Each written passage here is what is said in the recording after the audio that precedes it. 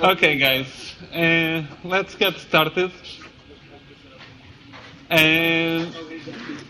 So, so today's session is going to be about secure design, especially from a system perspective and not a low-level perspective. But before that, on the last class, I promised you that I would show you how buffer overflows are actually exploited. And in the beginning of last class, I actually started the class by saying, look at all these bugs. And this was all smart people that are developing the Linux kernel and things like that. But even so, they commit and they introduce this kind of overflow buffer bugs, and these are exploitable. How does this happen? What's exactly this? So this is kind of a bonus before we actually start in the class itself. How many of you have done a buffer overflow attack to an application? None of you? Okay, that's good. Only So SQL injection. SQL injection. We'll talk about that today, actually. So let me show you what's a buffer overflow attack, just to motivate the discussion that we are going to have later on in terms of secure design and how these things actually happen. And I'm not going to use a lot of slides. I'm actually going to show you how this happens. So imagine that you have a very, very simple application, okay? So the only thing that this application in C does is call a function called printit, and this function has a buffer called des with size for 8 characters. It reads a string from the keyboard into that buffer, and then it prints the string. Absolutely straightforward, okay? So let me compile this. Okay, let me execute it. So if I write hello, I get the same string back. Very, very simple, right? And those of you who are a little bit more experienced will tell me, oh, there's a problem because I may have a buffer overflow in this buffer and the application may crash or it may behave in a strange way. And this is actually what I want to exploit, okay?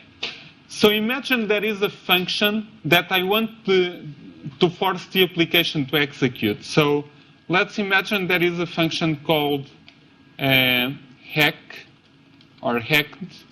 And this function does something like error, I've been hacked, okay? And let's assume that it does something like, let's list all the files in the file system. But actually, instead of listing the files, I could be removing all the files from the file system, or I could be stealing information or something like that. For now, let's not worry, because, this function is not in the code of the application, so this function has to come from somewhere. But for now, let's not worry about that. So the idea is that somehow, by using this kind of vulnerability, I'm able to get the application to actually execute hack. So imagine if I compile this. Okay, I didn't do the proper include, but that's okay for now. It does something like saying, I've been hacked, and it shows me all the files in the file system. So, but again, I cannot really use this, right? So how do you think attackers actually exploit this buffer overflow or this buffer to actually force the application to execute this function? Can someone tell me? Do you have an idea? Anyone?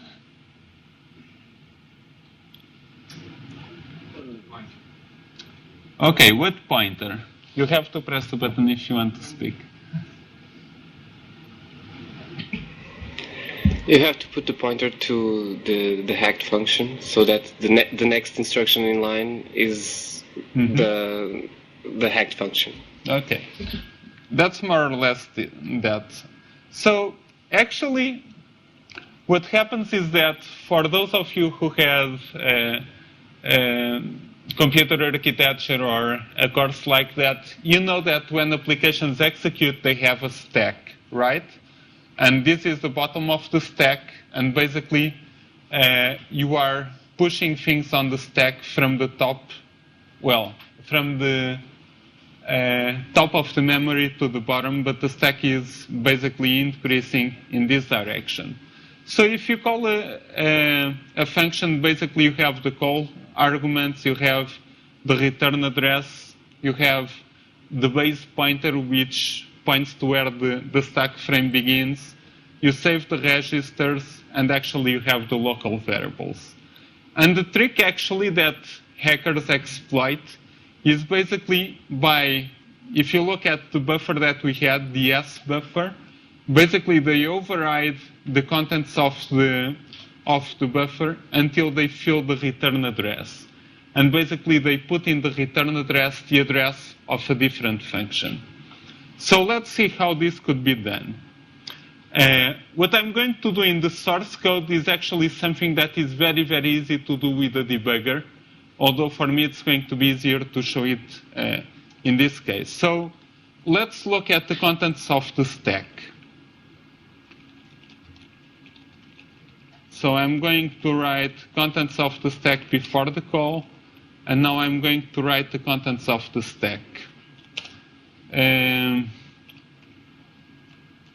So this is going to be a number in hexadecimal, and what I'm going to do is the way I know where the stack is because I have a variable here.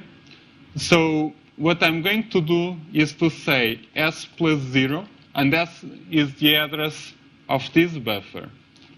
So if I actually convert this to an int pointer, okay, and now I look at the contents of this int pointer, basically I get the content exactly where the S buffer is. And I can continue saying I want the base pointer plus 4 bytes, the base pointer plus 8 bytes, and the base pointer plus 12 bytes. Okay? And this will allow me to actually look at the stack. So let me show you this. So I'm going to do the same stack after the call, and I'm looking at the stack. So let's execute this to see what happens. So I'm going to compile this. Again, I have that warning. I'm not going to concern myself with that. So this is the content of the stack before I call that function, the scanf.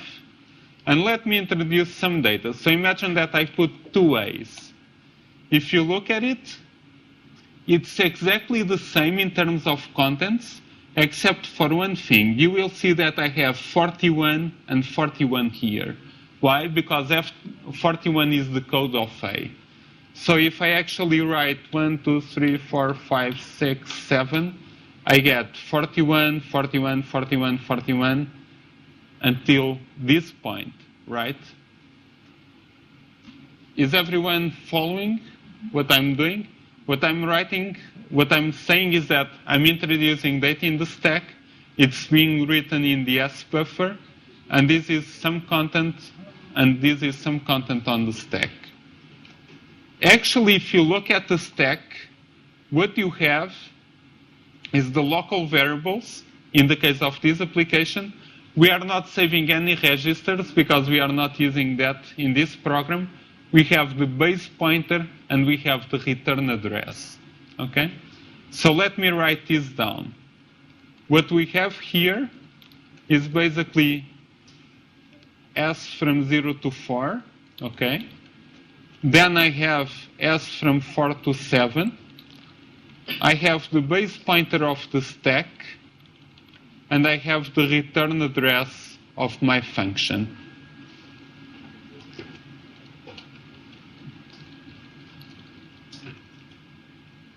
Okay? So let's compile this and execute it. So you see, if I write 7 A's, I've written A's until the end of the buffer. Can someone tell me why I'm not writing 8 A's and why is this 0, 0 here? Exactly. In C, strings are null terminated, which means that if I'm creating a buffer with 8 characters, the last character is the null termination. Look at what happens if I introduce a lot of A's. I get a segmentation fault. Why?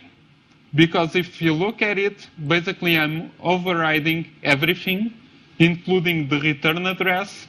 So when the function returns, where is it going to jump? To that position, to 41, 41, 41, 41 in memory, which is basically nothing interesting. Okay? So let's do something interesting. Let's print out the address of the hack function. Okay? Again, this is the kind of thing that is absolutely trivial to do with the debugger. I just have to start the application and get a dump of the object map to see where all the functions are, and I have the addresses directly there.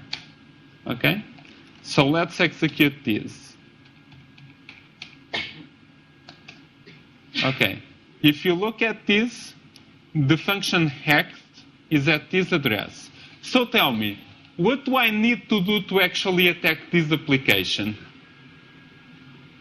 Replace the return for that. I just need to put this value where? In this return, right?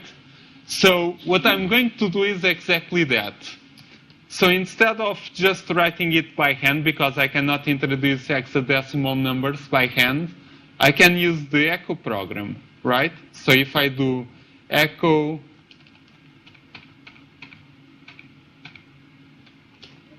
and I pipe it to this application, basically it reads the data from the echo program, and you see I'm introducing it here.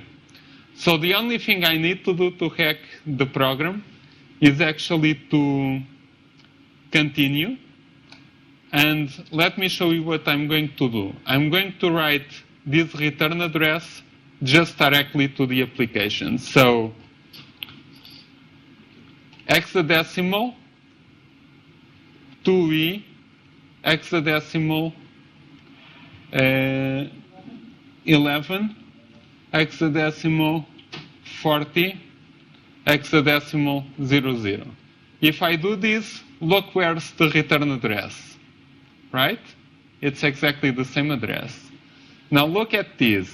If I introduce 4 A's before, I get the 4 A's here, and I get the return address there.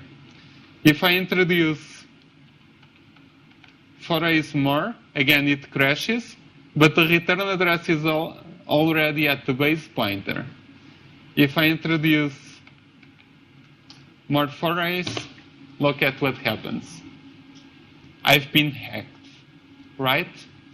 So what attackers do when they are doing this kind of buffer overflow attacks is basically the following.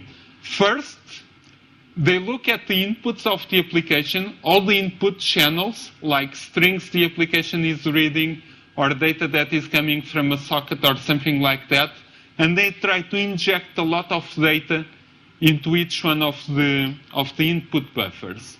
If the application crashes with a lot of data, that means there is a buffer that is not protected. And that can be exploitable or not. It depends on how it's implemented.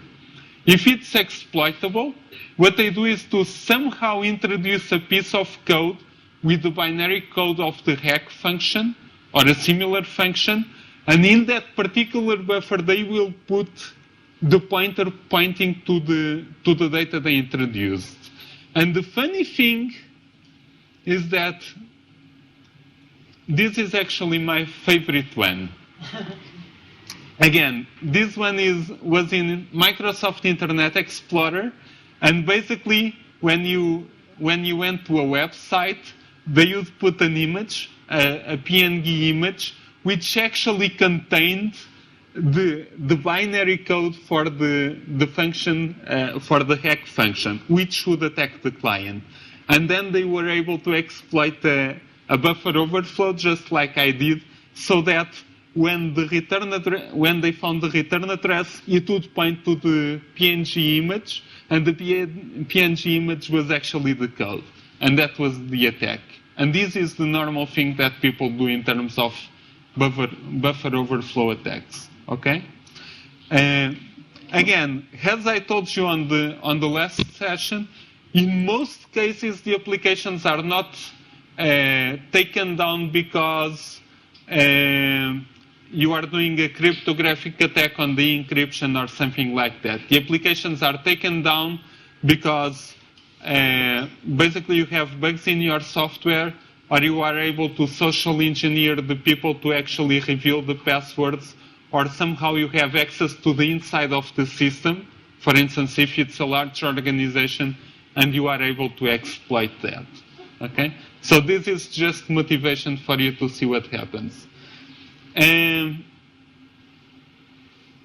Okay. Okay, this is just what I said. I don't think you can see very well in this image, but actually compilers are getting a lot smarter, and even since Microsoft Visual Studio 2005, what they do is to actually introduce an extra function call, which basically verifies if the return address has not been corrupted before returning. And you can do that because you call the function, you can call a different function to check that. Of course, the problem if you do this is that you are doing an extra function call for every function that you invoke. So actually a lot of people turn off things like this. But compilers are getting smarter, and there are some safeguards in place nowadays. Even so, nowadays this is not the most common way of exploiting applications. Actually, nowadays the top ones are SQL injection attacks, which we'll talk today at a certain point, and cross-site scripting, which is a different form of attacking. But this is still the number 3 way of actually exploiting bugs in applications. Okay. Okay. So, having had a little bit of fun with code, because I'm a very practical guy in a sense, let's go back to security and to overall concerns about security. Questions about overflow attacks, buffer overflow attacks. Did you thought it was this easy to do it? Kind of. One of the reasons you shouldn't trust security by obscurity, so sometimes people think, oh, if I don't tell people what's going on inside of my software, it's going to be really hard to actually attack it. Well, that's not so. If you have a debugger can give you a lot of information about the way the application is structured and is running. Everything that I've shown you today, I could do in even less time using a debugger, okay? And I was able to attack this simple application in, 5 minutes? So don't trust security by obscurity. That's a mistake. Okay, let's look at design principles that you should apply when designing secure software. This applies not only when designing small-scale applications, but this applies actually to enterprise applications and to service-oriented architectures. And these are basically design principles, 12 design principles that if you take security, people, if you take security seriously, you should take those into account when you have a software development process and when you are coding applications and so on. So let's look at each one of them in terms. First principle, establish a security process. What does this mean? Security is not something that you can do just at the coding phase. It's not something that you can retrofit at the testing phase. It's not something that you can do just by designing the system. Okay? Security is something that has to be completely integrated in all the phases of a software project. Why? Imagine that you only take into account security when you design the system. You may design it in a very nice way with all kinds of encryption and everything. If you are introducing bugs and if you are not doing testing for security, trying to exploit security bugs or using static analysis tools to try to assess if the application is actually taking into account that kind of concerns, you have a problem. Why? Because design done just completely outside of the implementation, you don't have enough information to actually see if the application was correctly coded or designed in terms of security. If you are doing this just when you are coding, basically what you are doing is patching the application, trying to make it secure. But you don't know if you are actually solving the right problem or if you are solving the right problem in the right way. As I told you on the last class, security is always a trade-off analysis, right? Between what you may lose and what you are, the kind of mechanisms that you put in place. Another thing is that if you don't take this into account in terms of the whole process, whenever you have a problem, it's going to take you huge amounts of money to correct. And I quote you the figure that from Microsoft from 2002. Every time they had a security bug, they'd spend how much? $100K to try to fix the bug. Why? Because you have to redesign, you have to test it, you have to redeploy it. It's a lot of money to do that. Okay? So, again, if you are in a company, if you are serious about security, security should be integrated in all the phases of your software project. Okay? Second principle.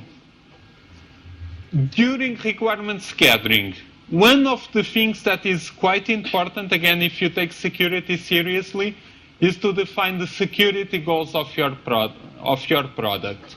Why? Because, again, you need to design for security, so you need to know the requirements. What does this imply? You need to know at least who's the application audience. Are we talking about an application that is going to be put on the internet and be used by anonymous users on the internet and everyone has access?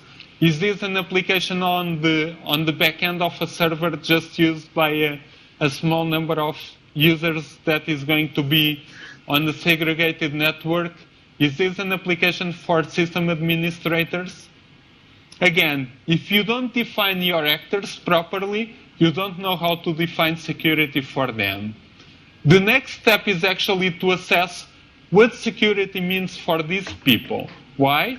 Because the kind of requirements that you have, for instance, for anonymous internet users or for people who don't understand a lot about the system is completely different from for a small number of users who actually understand the system. And it radically changes from group of people to group of people. Okay, so you need to understand what's your target audience and how they see security. The third thing that you have to look at is what's the environment where the application is going to run. Let me give you an example.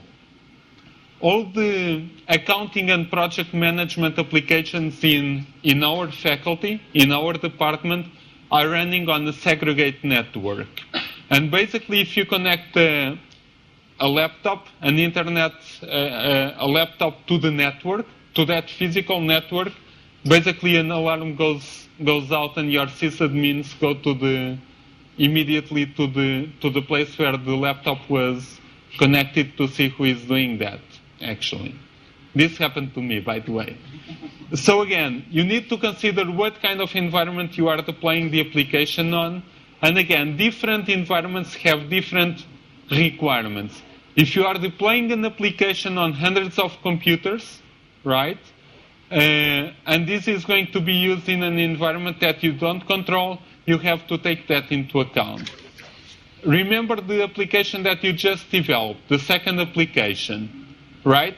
If you don't do authentication and authorization at the business layer, what happens is that everyone can connect to the business layer without being authenticated and call whatever methods they want, right? So if you have a FIC client, you cannot really do the authentication part on the client. You need to do it at the business layer level. Carlos? Well, we assume that only wealthy and honest people will access our... Well, is that an assumption that you are willing to put your money on? Probably not. Again, is the application running on a cell phone? Is the application running on a cluster? You need to take the environment into account to design for security. Finally, you need to really understand the kind of assets you are trying to protect.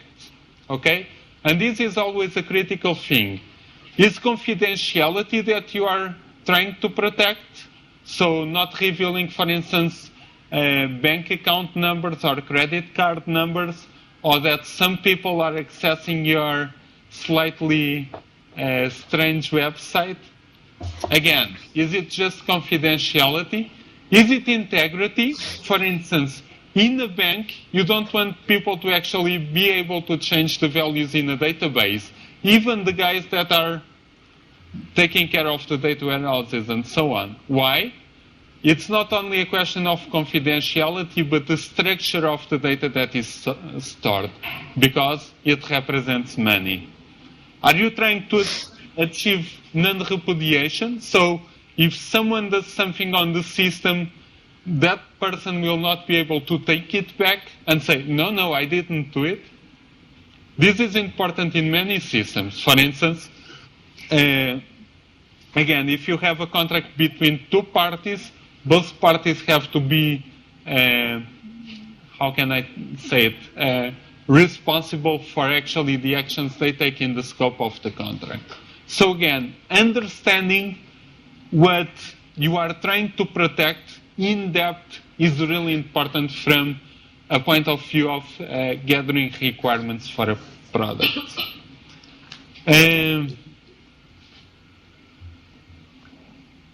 Regarding this and what you are trying to protect, you should assess it not only from your point of view, but also from the point of view of the end users that you have in the system.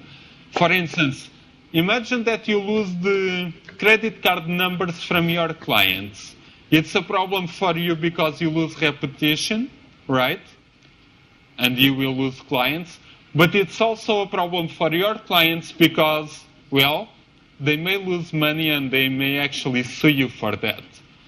What does this mean when actually the things that you are trying to protect are compromised? Are they losing privacy? Are they losing money? And if so, how much money? Is it just an annoyance? Again, different levels of problems require different levels of security. Again, in terms of requirements, who will manage the application? Is it the end user? Is it a system administrator? Can you trust your system administrator? That's also something that you should take into account when designing a system. Because just saying, oh, it's a system administrator and I trust him fully, it doesn't really work. One of the main lessons from the paper I've shown you in last class is that in a large organization, people inside of the organization will attack you. And that includes your system administrators. So if it's a critical asset that you are protecting, the system and the software should be designed so that in this particular case, no single person can attack the system by themselves. Okay? What are the communication needs of the application? Is this application going to be talking with different applications on your organization? Is this going to be running on the internet? Both things? Again, if you don't understand the communication needs of an application, it's really a problem. Let me tell you an example. In many systems that are developed naively, let's say, people would put in a website the production database, the website, on the same machine, and basically they publish the HTTP address of this machine to the outside. This is a very naive way of doing things. Why? Because if you are able to access the first application, the first server, which in this case is actually the only server, you have access to the database, you have access to everything. The most standard configuration, even so it's not very elaborate, for these kinds of systems is to create what's called a DMZ zone, a demilitarized zone, where you have a firewall, you have a server in the middle, and you have another firewall, and the communication channels are very carefully controlled. But again, you can only properly design a system from a security point of view if you understand what are the interfaces and what are the communication needs between these interfaces. Finally, you need to know what's offered off the shelf and that you don't have to implement.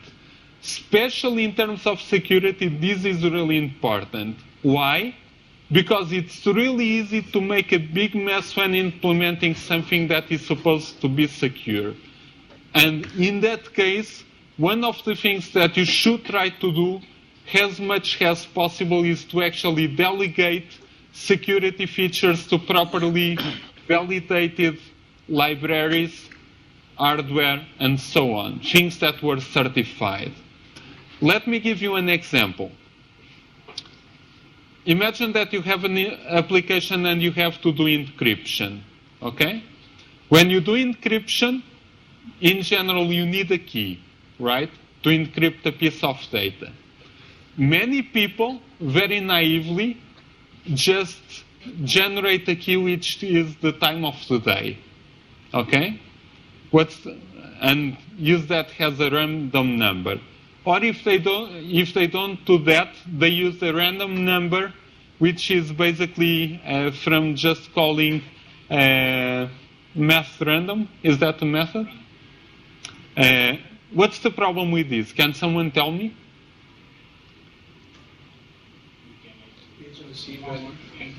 Okay, that will happen in a long time. The main problem, if you do something as naive as this, is actually, if you look at the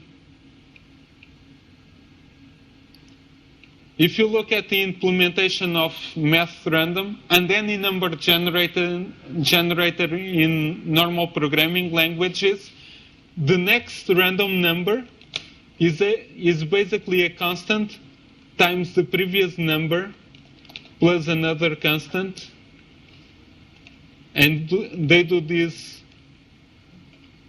mod a very large number.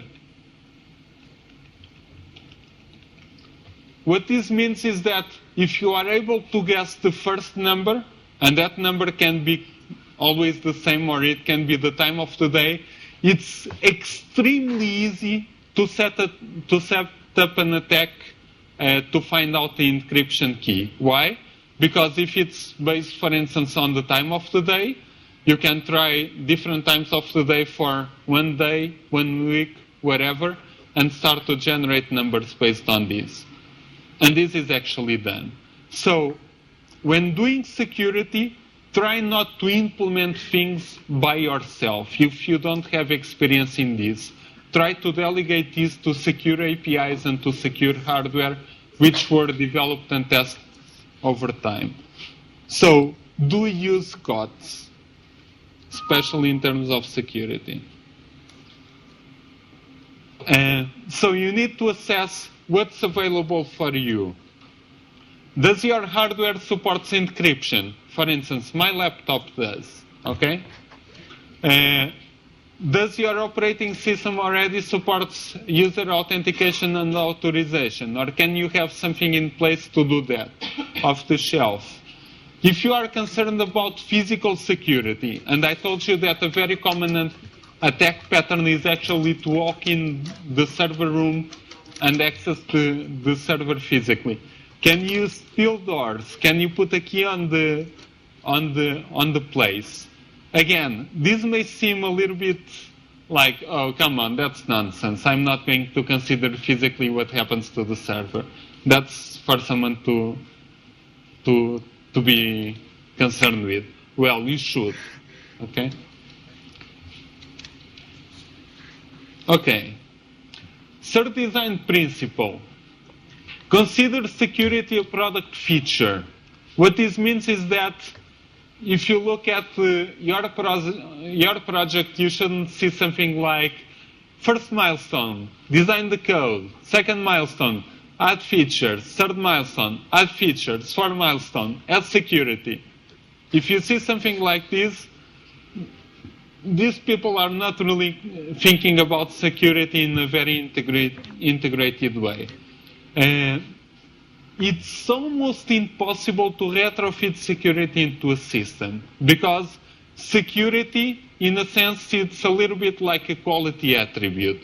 It's a cross-cutting concern across the application. You cannot just retrofit it later on. Another thing is that properly including security in a product is extremely expensive. It costs you money. And again, you should really look at the requirements that you have and what you are trying to protect to actually introduce feature. If you try to correct it later on, or if you have problems, especially in terms of security, it's really a nightmare in terms of money. Why? It's expensive to correct, it's expensive to deploy, and worse than that, you lose credibility. When you lose credibility, you lose clients. So again, if you are a project manager or someone who is in charge of a project, make sure that security concerns are a consideration in your project. I'm not saying that you have to implement all the security in the world, but this should be a concern that you should evaluate. Okay? Fourth principle. What doesn't kill you makes you stronger. Okay? So learn from your mistakes. Reflect. Okay? What this means is that every time there is a security problem, you should explicitly have a process where you ask, why this happened? Why did this problem occur? Imagine, why are people using scanf in my application? Didn't I put the tool checking to see if people were actually not using scanf? Okay. How did this occur? Second question, could this have happened in other parts of the code? Could it have propagated? It's very, very common for a mistake in one place to be present at different places in your code. Third, how could I have prevented this from occurring? Again, could I have used tools to actually check for this problem? Could I have done some kind of checklist for people to look at the checklist and to look at the code to try to prevent it? Fourth, how can I prevent this from happening again? Okay? So I know why it happened. I know if I could have prevented it or not. If I could, let's put it in place. And again, the idea is that you have a continuous improvement kind of process. Okay? You need to learn from mistakes. Any questions? Okay.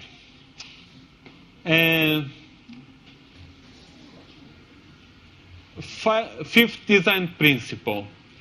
Use the least privilege possible.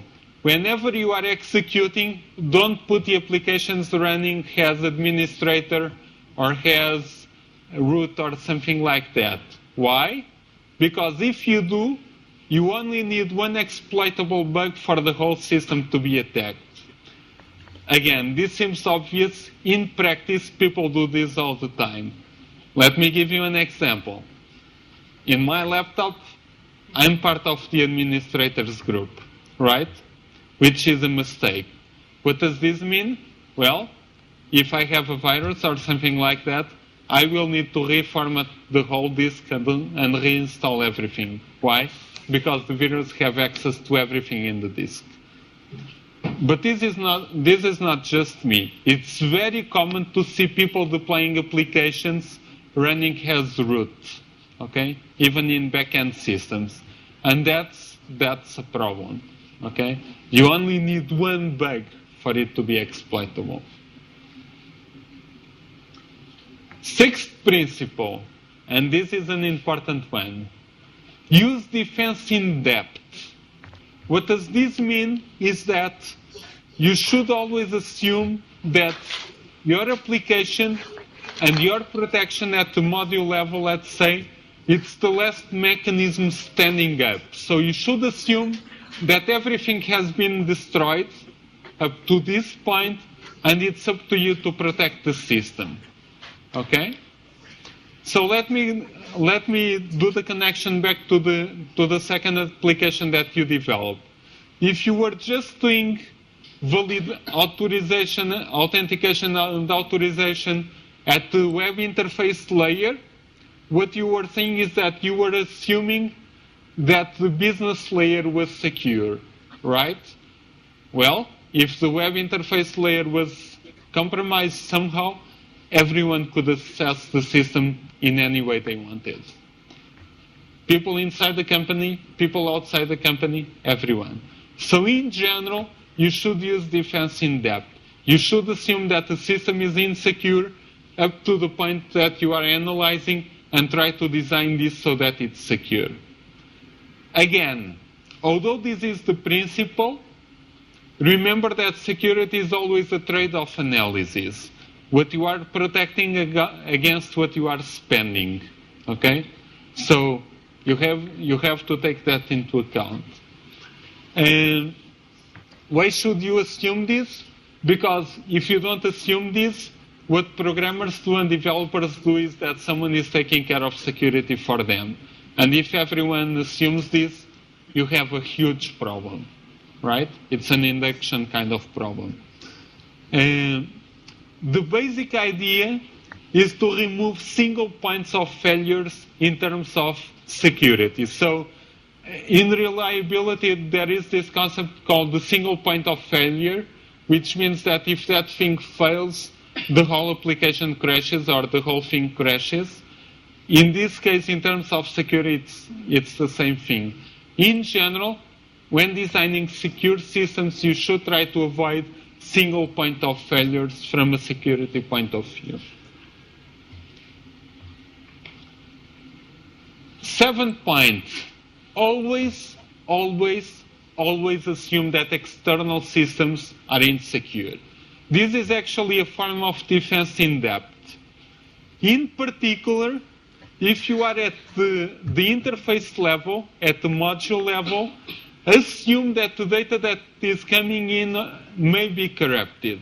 And in many cases, it may be if the system was attacked.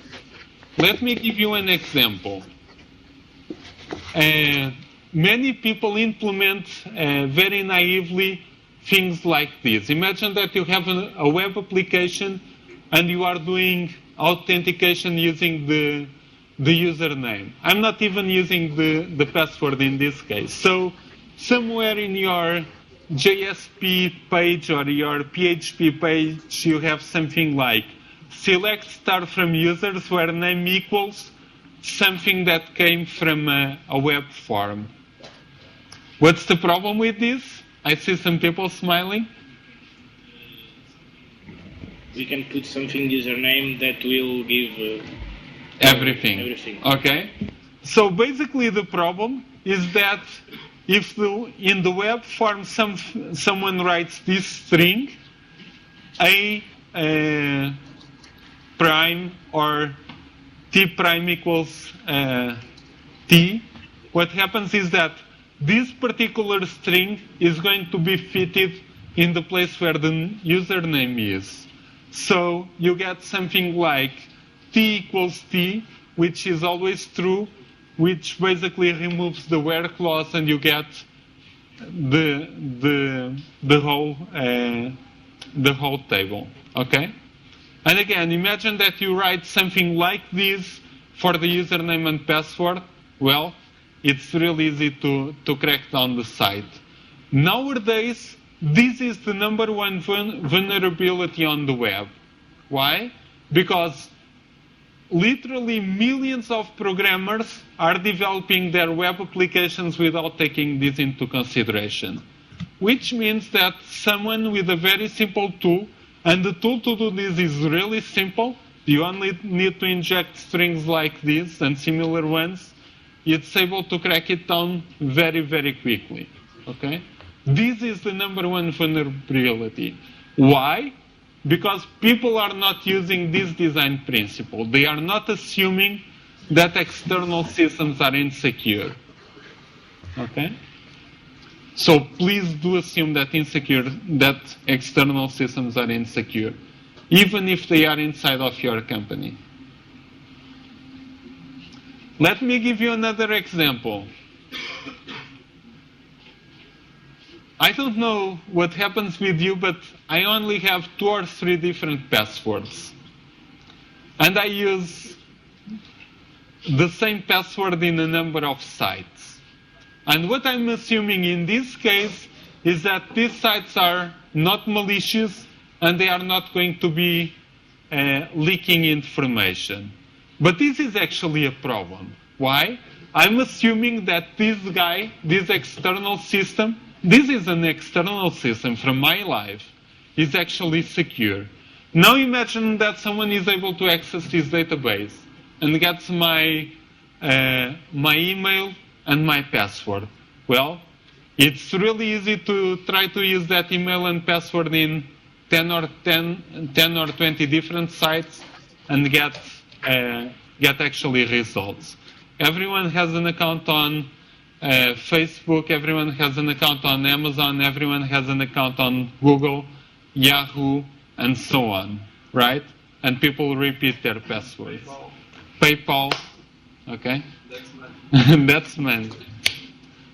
So again, this is a problem. Why? Because you are not assuming that external systems are insecure. Plan on failure.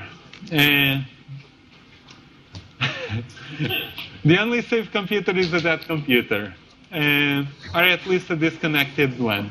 Even so, it's not really true. Why? Because I can go to that computer, take out the disk, and see what's in it. Actually, there's a very interesting paper about this. It was a study done by some researchers where basically they went to decommissioned laptops that were from, I don't remember, but it was something like, imagine, FBI or some security agencies somehow. And they got the computers and they got the disks, which were old disks, but the disks were full of data, right? And again, why does this happen? Because people assume that things are secure and don't really plan. Oh, let me tell you this. This is really, I don't know if I've told you this already, but this one is really a cool one. Did I tell you about the pen attack, the jumper disk attack? This happened, I think it was 2 years or so ago. So again, this was some researchers, and they went to this was in the States actually. They went to a government agency, imagine the building of NSA or FBI or something like that. And what they did was very simple.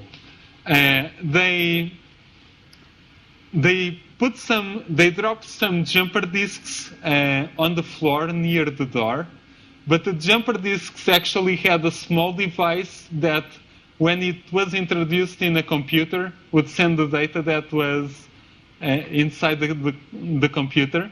So they did this near, imagine, again, a government agency. So what happened was that people were coming in, would see a jump drive on the floor. They would take the jump drive, and a large number of these guys went into their computers and connect the jump drive. Oh, free jump drives, great, right? And this was also a very, very funny kind of study. But again, the design principle is that you should plan on failure. What this means is that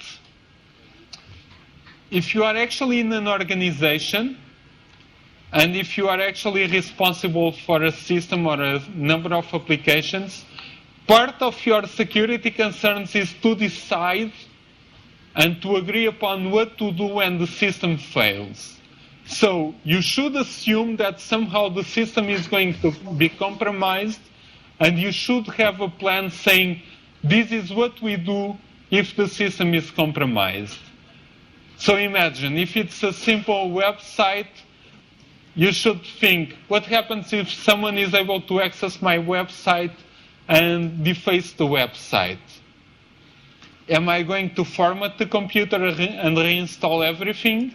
Do I have a backup where I can basically replace everything on the fly? Am I going to shut down the system until I understand what really happened?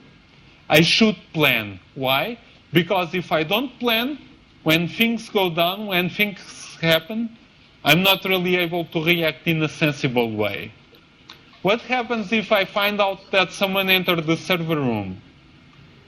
Am I sure that this person didn't implement something in the system that I'm not able to track? If this is a risk, basically, I should have a mitigation plan. Okay? So I need to understand what to do when things go wrong. Okay? And this implies planning on how to address the problems and the failures immediately, and planning on actually to correct the system, the problem. 9, design principle. Always try to design your system so that you fail to a secure mode. What this means is that if you have an application and you don't think about what happens when things go wrong, in general, the application fails. The application fails to an insecure mode. What this means is that, well, information is going to leak, credit card numbers is going to leak, and so on. But if you are planning on failure, you can actually try to make the application fail to a secure mode. Let me give you an example. Imagine that you have an application and you have users who have usernames and passwords.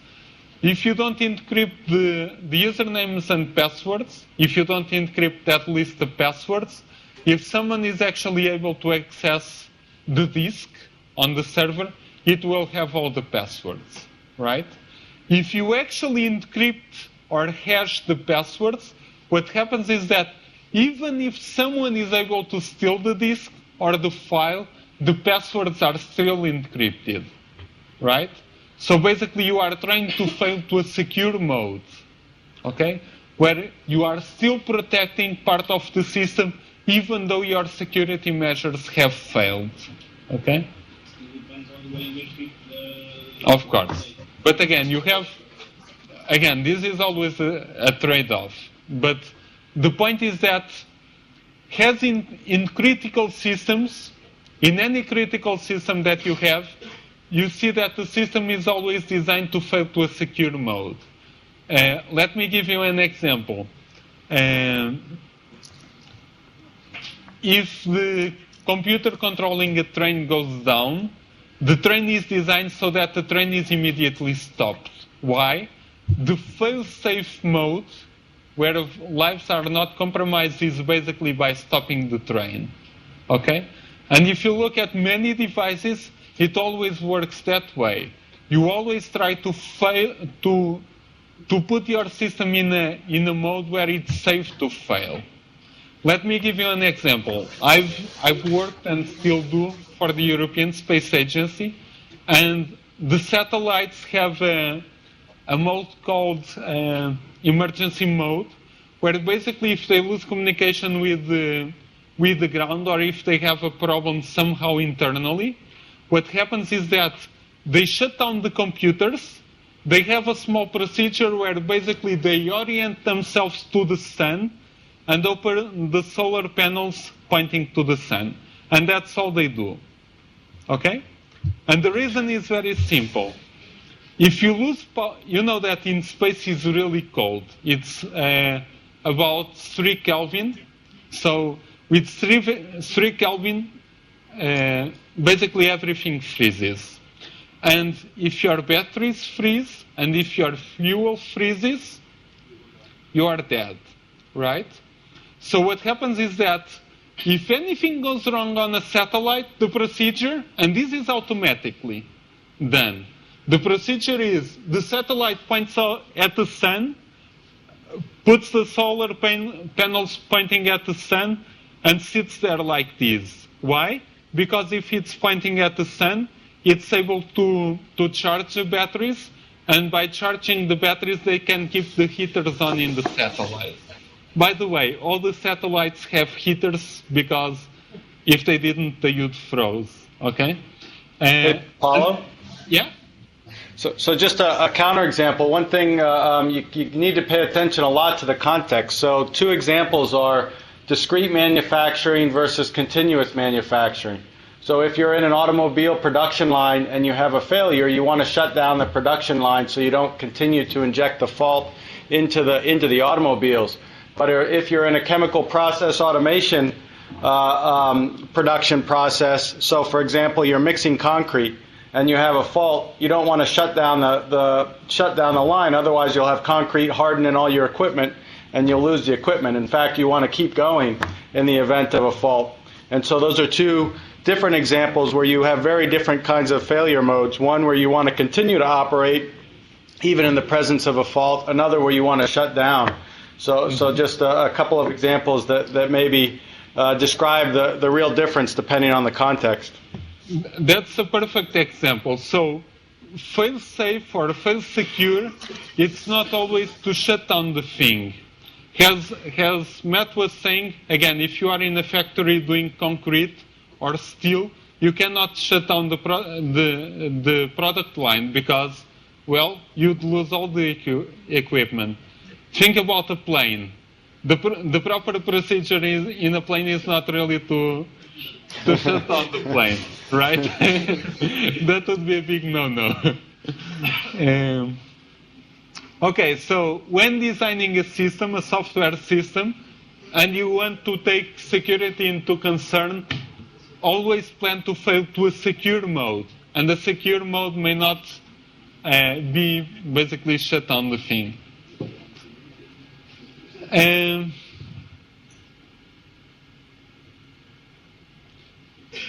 Always in place security defaults. This is really hard one.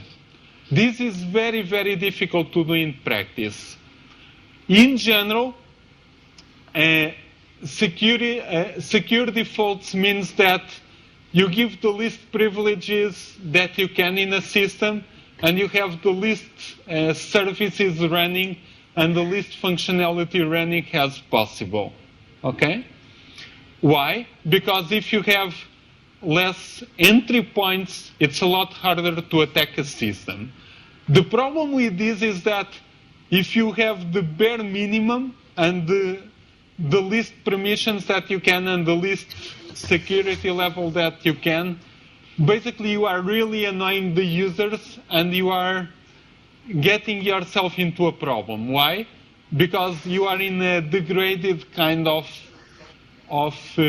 mode of operation. And you know this. It's really annoying setting up firewalls because if the firewall is closed, basically you have to open parts one by one, and then you don't know what parts are in there, and then you say, just forget it. I'm going to open all this range. Again, that's the wrong way of doing it, but the right way, it's really hard to do in practice. Because again, you are operating in a reduced mode of functionality, let's say.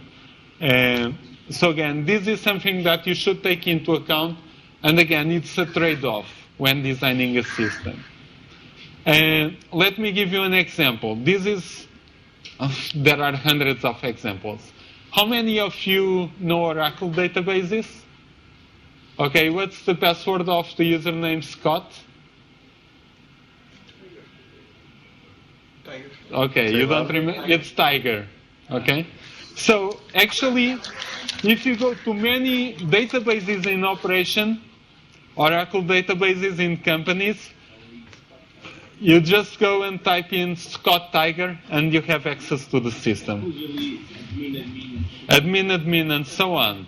The default the SA user in SQL server. Why? Again, it's a problem. And this is very, very common. And what's the problem here? So these guys offering these products want you to be able to work with the product off the shelf, right? And we know this. Whenever we download something, we want to install it, and after 5 minutes, we want to see something working, which means that in general, the defaults are not secure.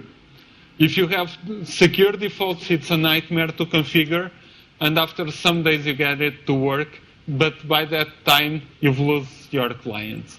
So again, this is a very hard trade-off to actually work on. Let me give you another example. Right now, the MEL, the IPTV box in Portugal, you know that it has a wireless network which is kind of match, which you can use. Well, the password that is being used to use it, it's really trivial, as some of you know. Why? Again, it's a kind of default non-secure mode.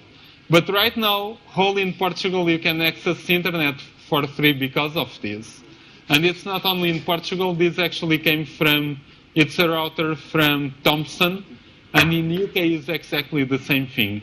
Everywhere in the UK you can use the internet for free because everyone is using exactly the same algorithm. So if you see the SSID, you know immediately what's the password.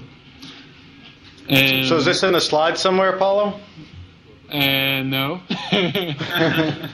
I can send you a link.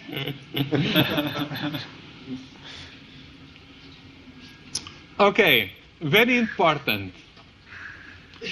Security features is not secure features. What this means is that if you look at the specs of products, you will see stuff like, my site uses SSL with a 124-bit RSA encryption and all these nice words and so on and so forth. Again, in practice, this doesn't mean that the site is secure or the system is secure. It really depends on how you design the system. And it really depends on how seriously you take security and to what point you incorporate it in design, in requirements design, coding, implementation, testing, and fixing later on. Okay? One of the most common causes of problems is actually you ask programmers and you ask developers to actually implement security when they don't understand this and they don't know these principles and they didn't have any kind of training in security. And what happens when you do that and you basically ask developers to do this with any kind of knowledge is that basically they are going to get some packages, the Java encryption packages and so on, and start to using them without really taking into consideration what the system is like or what it should be protecting or how it should be protecting it. And as I told you, again, the attack model It's not really what people expect, and it's really easy to exploit systems that are not very well thought. And another common problem is that some developers don't even try to use security packages. They see, oh, my boss wants an RSI algorithm. Oh, I saw that in a book. It was this size. I'm going to implement it. And it's really easy to make a big mess that way. So please don't never implement or try not to implement security algorithms and protocols by hand. It's really easy to make a big mess out of it. Another common problem is that many companies basically add technology security stuff to their products. In many cases, many companies are not really concerned about security. They just want to have something on the spec sheet of the product. And that's, again, a problem. Final principle, we've talked about this. Never depend on security through obscurity. You wouldn't believe what you can do with a debugger today and some static analysis tools today. It's really easy to get a lot of information from the code, from the files included, by monitoring what's going on in the APIs and so forth. Let me just, I can even show you. Okay, let me show you.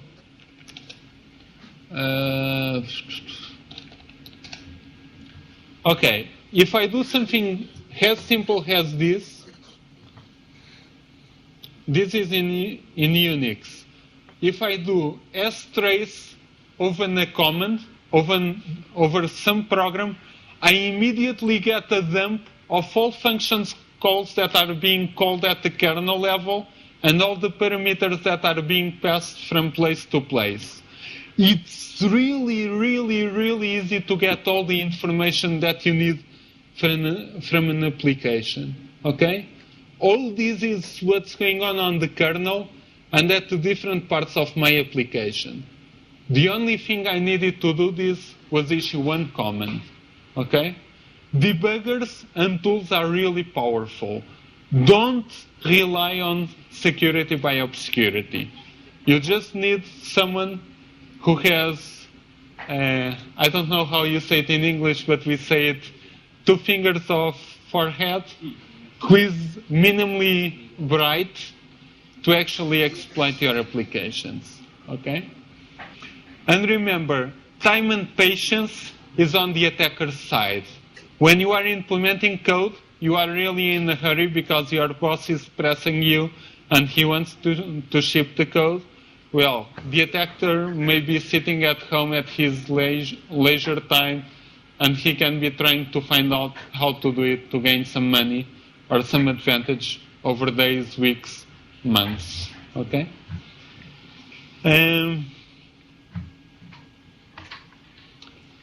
Okay. Questions? No questions? I have a question. Okay. As you said, there are different kinds of security threats that are available. Sorry, I couldn't hear you. There are different kinds of security threats that we're talking about. So when we're starting to develop an application, we initially need to have a list of all the possible threats. But is it really possible to design a highly secure system from the scratch when you're not really aware of the possible threats that might be available or that are possible? No, that's something that you have to evaluate from the start. So, again, during requirements, so if you remember last class,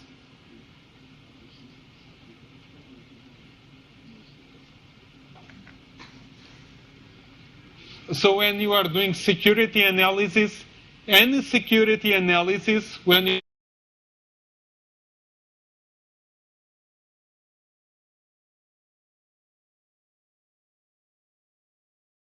that you are expecting, trying to evaluate is how can people enter into my system, how much will it cost it to do it, how much time it will take to do so. Okay? And the kind of measures that you put in place to counteract that is always a trade-off analysis, okay? But I agree with you. You have to take that into account. Okay. Okay? Correct. Okay. And that's something that I want to tell you about in the rest of this class. No, it's not over yet. I'm going to go through it very quickly. I'm going to show you a method called a threat-based security design that goes exactly to the point being made. How do I design secure applications? And how do I do a security analysis? There are many techniques to do this. For instance, even the SCI at CMU has a method to do this called Octave. You can look it up and all the documentation is available.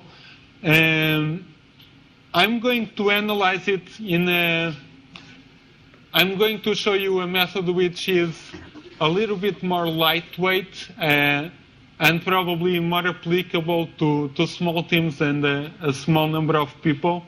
And this is basically described in the Howard book called Writing Secure Code, which is really a good book if you like these things.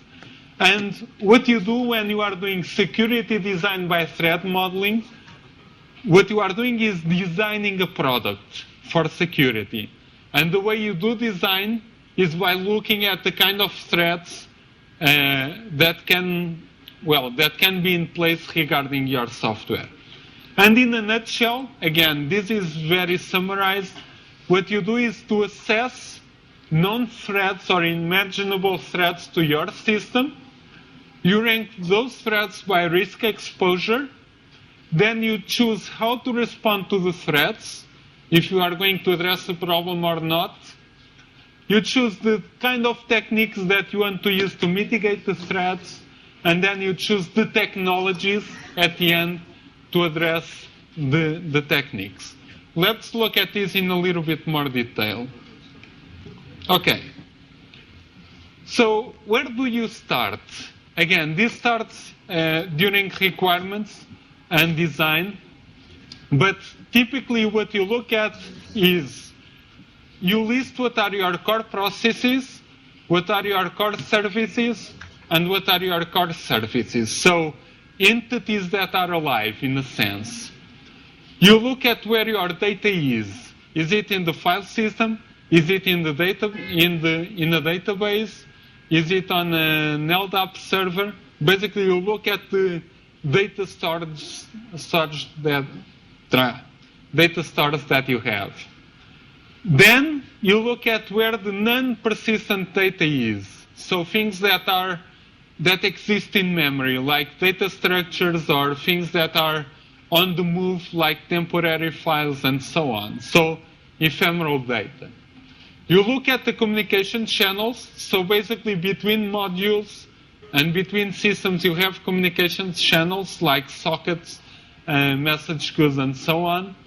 And finally you look at your physical infrastructure, the networks, the rooms where the servers are, and so on. Okay? The key criteria in an analysis is to identify to identify as many secure threats as possible. Why?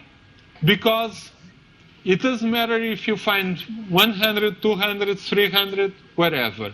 What you are going to do is to try to analyze or to find out as much as you can, but then you are going to rank them by risk exposure. Okay? The way you do this is by using, there are several ways to do this, but is by using, let's call it, a structured brainstorming technique or a structured meeting technique. One important thing is that in this meeting, you should always have a scribe, someone who writes down everything that is being assessed. Okay, so how do you start?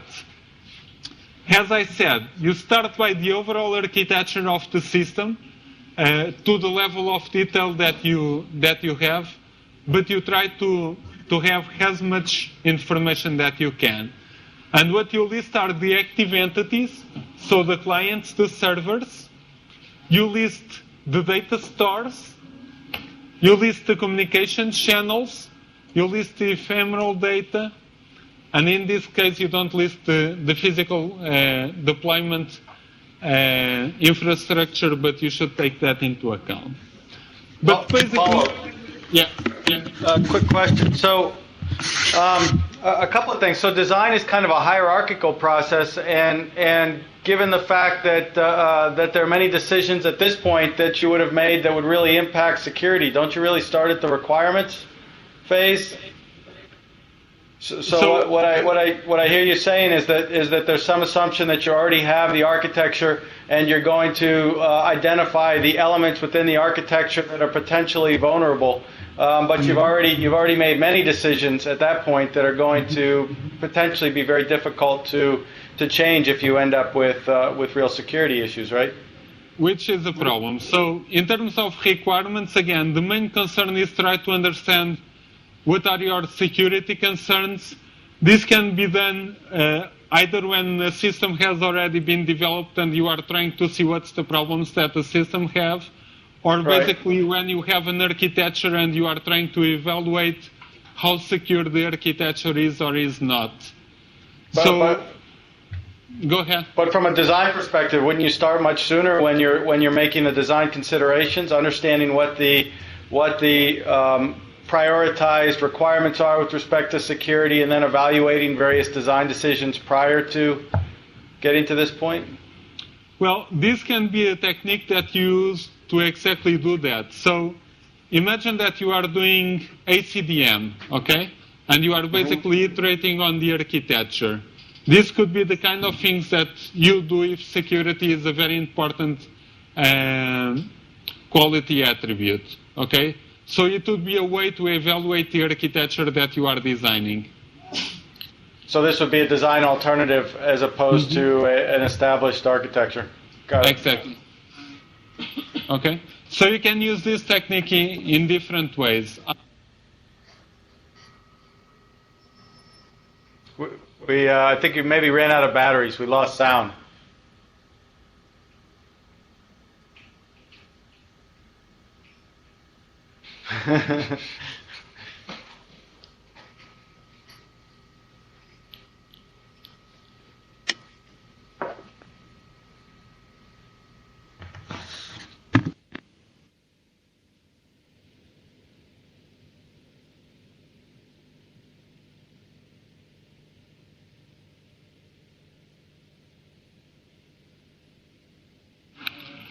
Can you hear me?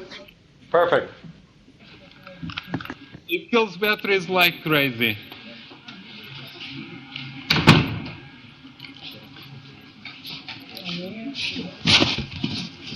So again, this can be a technique that you can use to address the security concerns that you have or to evaluate an architecture that you are designing and different alternatives, or it can be used to assess an existing architecture or even deployed system to see what are the vulnerabilities in place.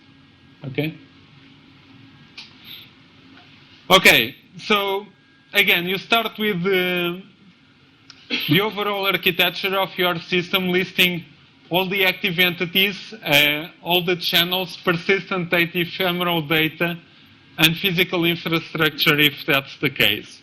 Again, this example is not really a good detailed example. It's just for the class because I'm doing things really high level in this case. In proper security analysis, you go to a much more detailed analysis than what I'm going to do. But what you do is to start to analyze the security threats that you have. In that kind of analysis, you ask questions like, how can an attacker change the authentication data that I'm sending? What happens if an attacker is able to access this part of the system? What happens if it's possible to tamper with this information? So there is a number of questions that you can ask. in the case of this class, I'm going to, again, there are several techniques to do this. The technique I'm going to tell you about is called stride. Okay? Stride is actually a quite nice technique because on one hand it's very common, it's simple enough so it's readily usable in any project that you have. So stride, actually the name has a number of, it's an acronym. And basically what you do is when looking at each one of the active entities and when looking at each one of the communication channels and when looking at each piece of data, you try to assess if it fits any of these characteristics. So the first one is spoofing of identity. So you look at the communication channel and you ask, how can an attacker gain access to the system by using, for instance, another authentication information? Imagine that you have a communication channel that is not encrypted. Okay? One thing that an attacker could do would be intercept the communication and change the authentication information or steal the authentication information. Okay? Or he could do a man-in-the-middle attack, spoofing the identity of someone. Okay? You look at the same communication channel or the same piece of data and you try to assess if it's possible to tamper with data and what are the consequences. For instance, imagine that you are looking at a database. Okay? You'd ask, can attacks to this piece of data, if I tamper this piece of data, can I actually access the system or cause some problem in the system? So, for instance, imagine a password file in a Unix system, which is not write protected. I could attack the system by basically changing a username and a password for something that I know, right? Repudiation, if it's applicable. What you ask is, if you change some information in a database, some information that is not security related, for example,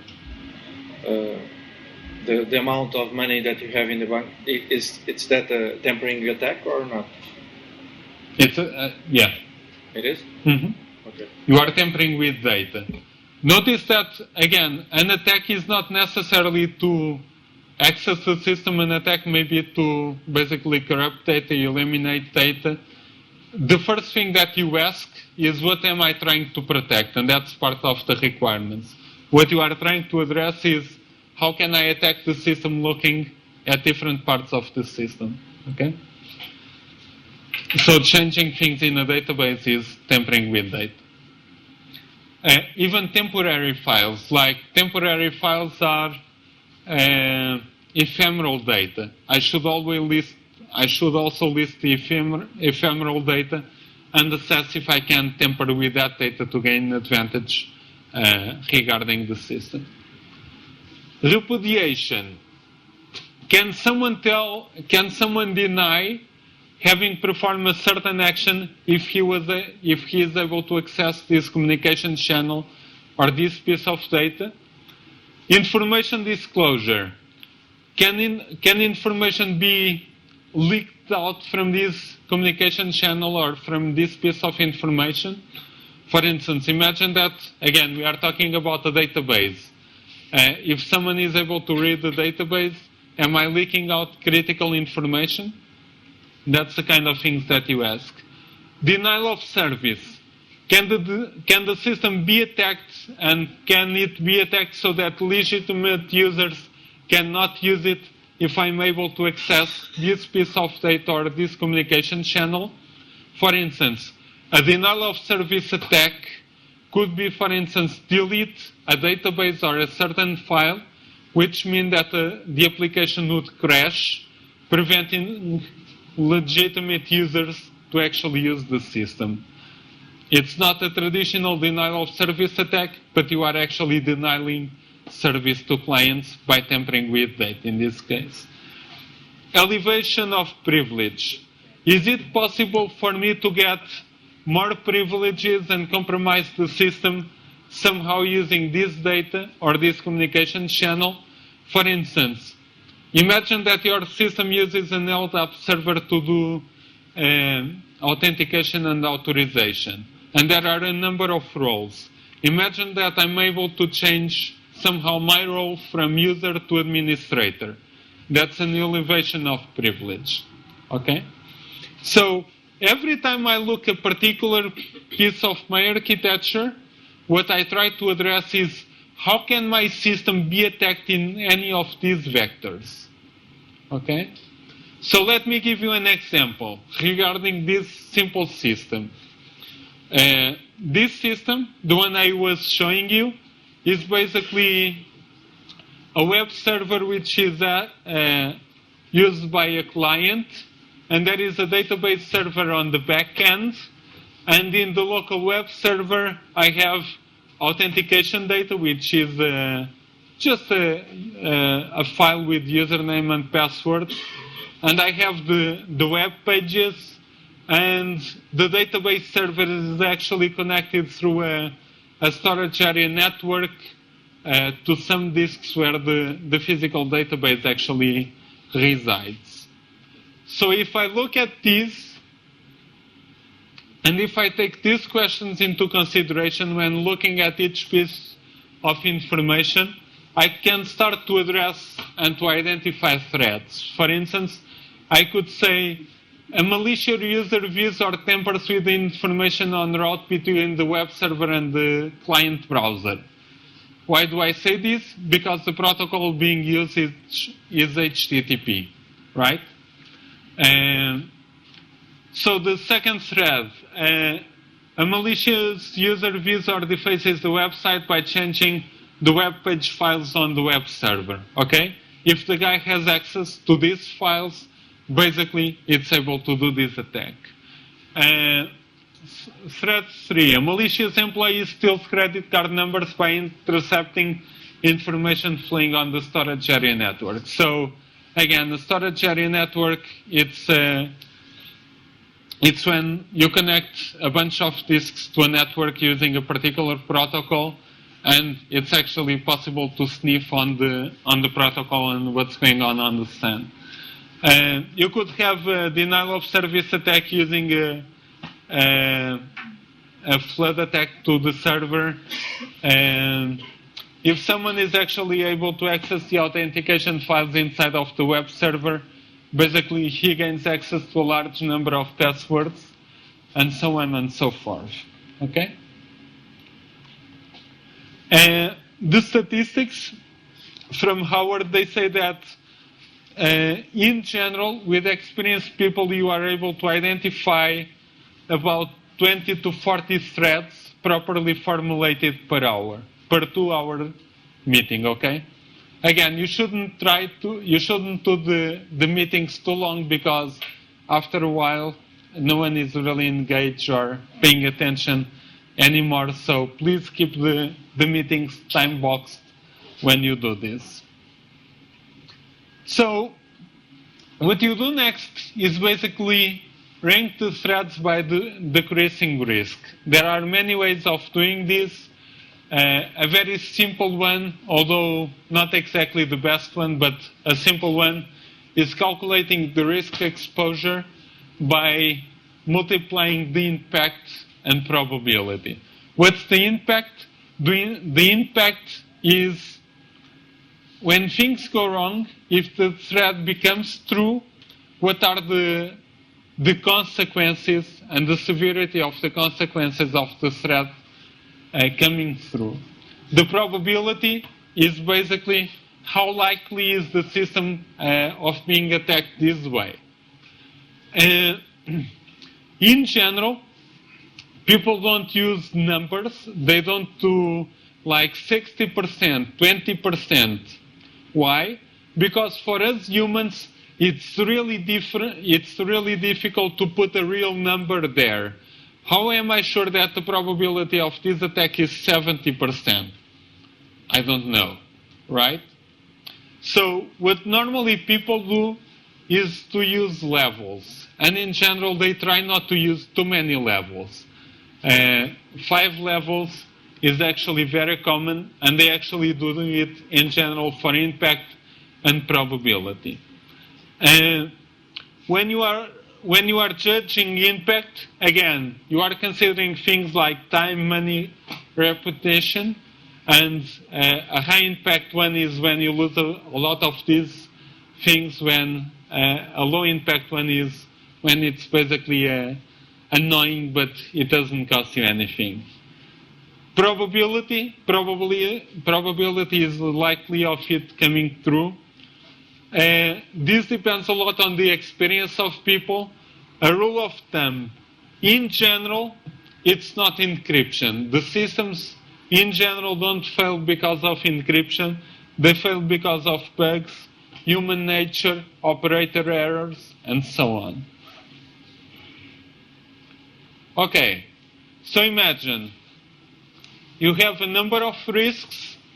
What you do then is basically assess the probability and impact. For instance, in this case, a malicious user views and tampers with information on route between the web server and a client browser.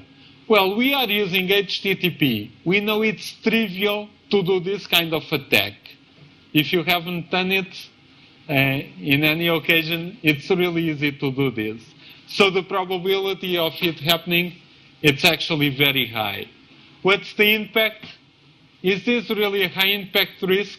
Well, at most I'm intercepting the information of one user at a time.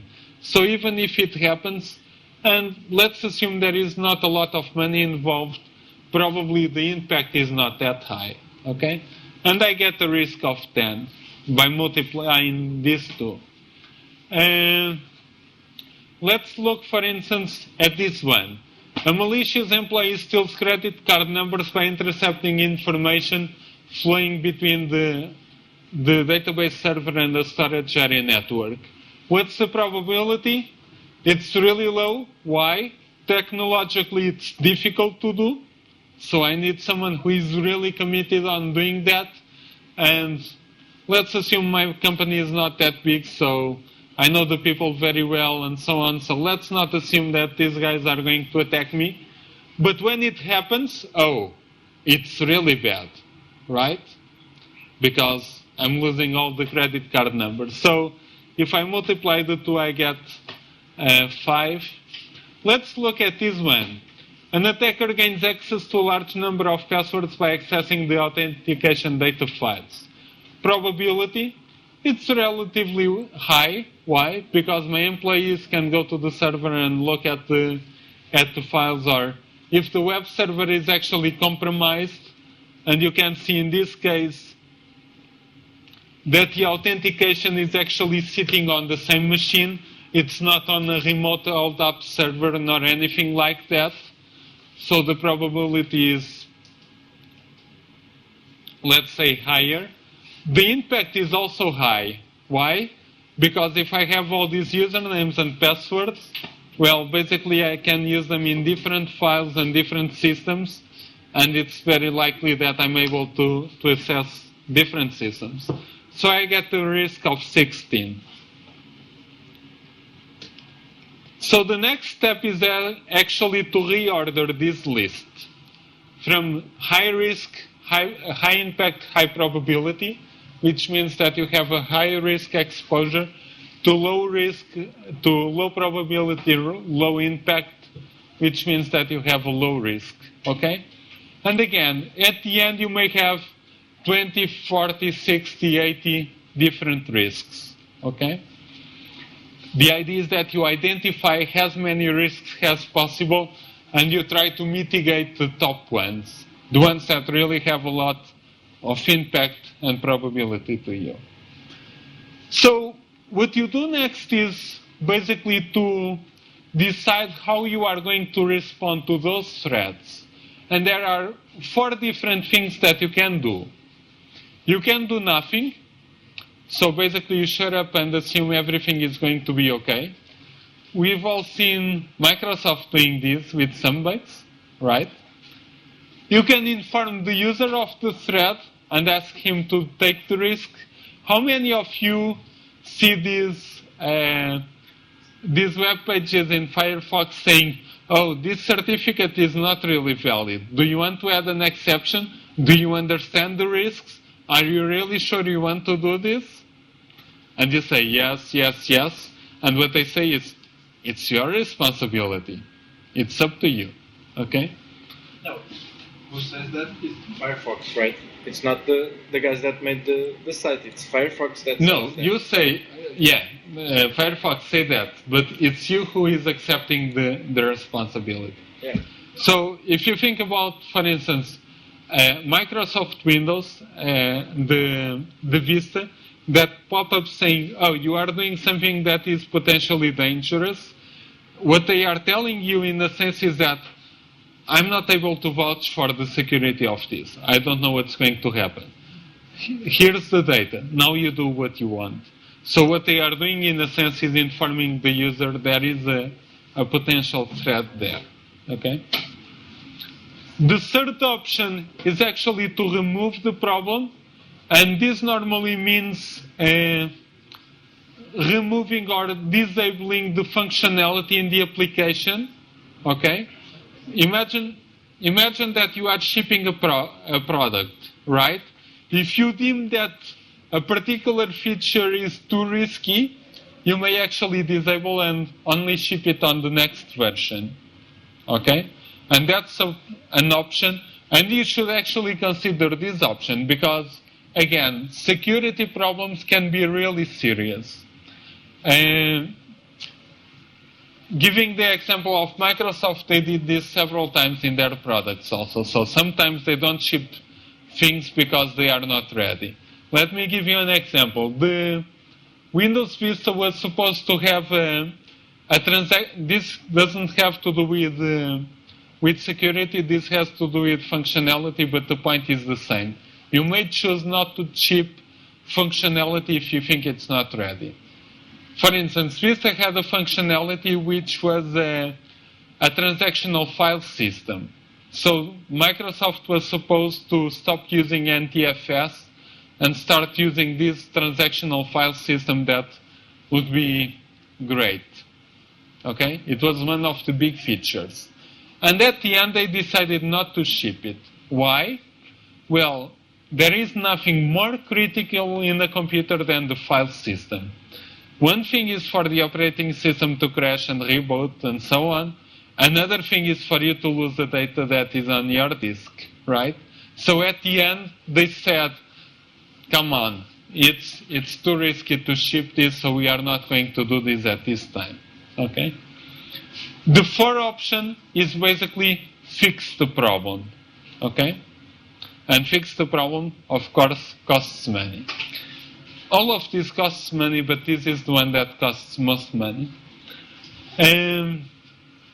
Again, this is mostly a business decision, and what you should basically understand is that you should consider carefully what happens if actually the threat materializes, which means what you are going to lose if the risk comes through.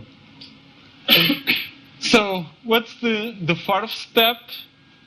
Basically, you look at the threats that you have, and basically you decide on a mitigation technique. Okay? So imagine that the threat that you identify is a spoofing identity kind of threat. What are techniques that you can use? You can use things like authentication. You can protect secrets. You may avoid storing passwords. A lot of people do this. Some people don't actually store passwords, or they don't actually store credit card numbers because they say, it's too risky to store credit card numbers. I don't want to do it because if I'm attacked, it's a problem. Tampering with data, you can use authorization, you can use hashes, you can use MAC message authorization codes, you can use digital signatures. For repudiation, you can use digital signatures, audit trails, and things like that, and so on. So basically, you are going to choose a mitigation technique for that threat. And given that, given a particular technique, you are going to define a particular way and a particular technology to do it. So imagine if the technique that you choose is authentication. Again, there are different techniques. You can use username passwords, you can use Kerberos, you can use IPsec, you can use digital certificates. Again, this is technology. It's a trade-off. Authorization, you can use access control lists, permission tokens. You can use location-based authorization where you actually look at the place where the person is. You can use IP-based authorization and so on. Confidentiality, you can encrypt data. Again, there are many different algorithms to do that. Integrity, you can use digital signatures. There are a huge number of algorithms to do this, and so on and so forth. So I hope you get the point that thinking about security, it's not just saying, oh, I'm going to do something. Even just for any of these things, like for authorization, there are many, many different ways of doing so. Okay? And finally, you make it concrete. So imagine in this risk, you have the thread, you decided what to do, and then you choose a technique. So in this case, you decide to store only hashes of the passwords, and the password file is symmetrically encrypted with the key stored somewhere. Okay? And the second thread, for instance, basically you decide to use SSL to actually encrypt connections and have signed certificates.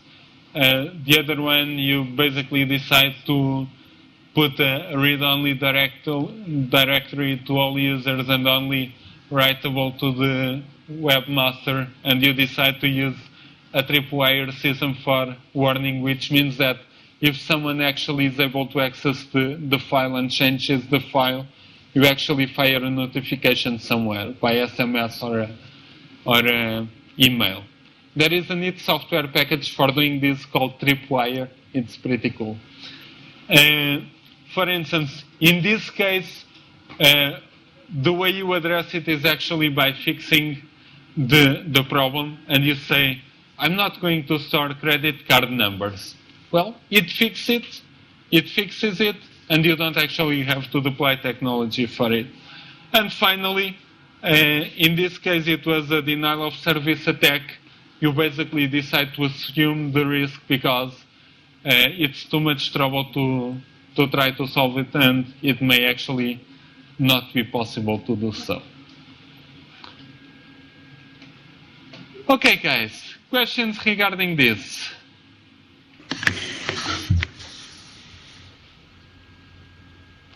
No questions? This is easy. Okay, guys, the technique I was telling you about, this technique in particular is called Stride. It's very widely used in industry. Actually, Microsoft has a very good website with documentation about this technique because they use it extensively. If you want to look at more comprehensive techniques, you can look at Octave from the SCI, which is also very commonly used, although it's a little bit more heavyweight. If you want to learn more about all these things, there's really a very good book that I highly recommend. I love this book. It's called Writing Secure Code, and it's an interesting book because it not only addresses things from a design perspective, like talking about Stride and how you actually look at the systems and assess the risk and so on, but it actually looks at code and shows you what a buffer overflow attack is and what happens, for instance, in Microsoft technology regarding attacks and cross-site scripting and so on. So it's very, very comprehensive. It's a very good reference. It's a little bit dated, as you can see, it's from 2002, but even so, the amount of information present, it's really good. Why Crypto Systems Fail? It's a core article, a core paper in this course.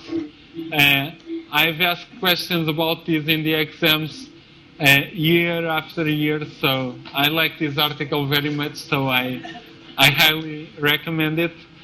This thing regarding security and buffer overflow attacks and so on was taken out of Dr. Dobbs' journal from 2005. And these two techniques, you can look them up in the web and also in the book regarding Stride.